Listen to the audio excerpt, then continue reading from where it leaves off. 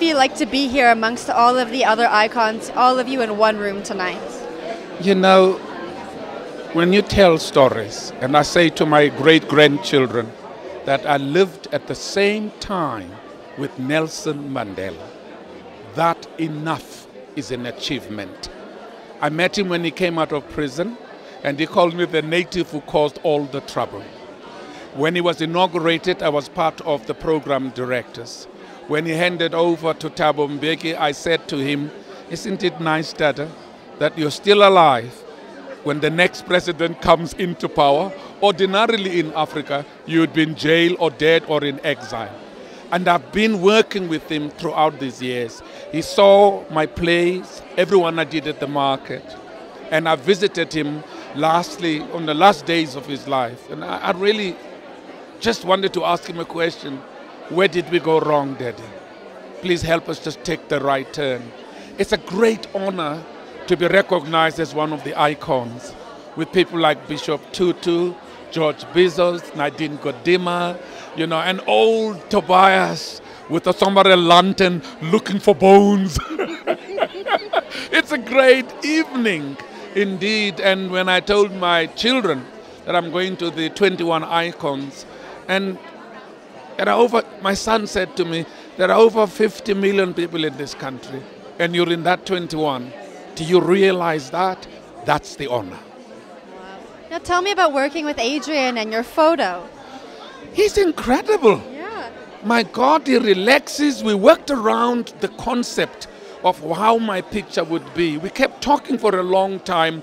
At one stage, he had a snake going around my neck. And I said, no, I don't like snakes. And finally, he came with the concept that I've been arrested, I've been persecuted, I've nearly died for the arts. And he had the fact that I was able to overcome all that pressure, laws, persecution, apartheid, and the picture with the handcuffs is that of resilience and survival against all odds. And I'm very proud of it. I wish I could buy it for myself. How powerful. Now, we all know you because you infamously kissed a white woman on stage. When you look back at that moment, what do you think? I never had the problem. I remember the night. We know that. I remember the night when there was a massive walkout in the theater. I'd heard from an information that there's going to be some form of protest this evening. I said to Sandra Prinsloo, my people don't mind me kissing you. It's your people who have a problem with you kissing me. If anything happens tonight, I will look at you and nod, we will leave the stage. And she said to me, I will stand beside you, we will do this play and finish it. And that's what we did. And again, I got in more trouble in Othello. Again, there was another love relationship, steamy hot scenes with Othello and Desdemona to make the play work. I remember also being detained for that. And I said, well, it's an old play, sir. It was written in 1614. I did nothing, I just played it as it is. But I said, but you're a terrorist thinking you're an artist. So when I look back now, all those were worth it. When I see the excitement, the young artists bursting with stories on television, in theaters, in film, the excitement of the integration of the artists in the society. We're all working for social cohesion to create a better South Africa for our children and our children's children. And I think even if it was one iota, I made a little contribution.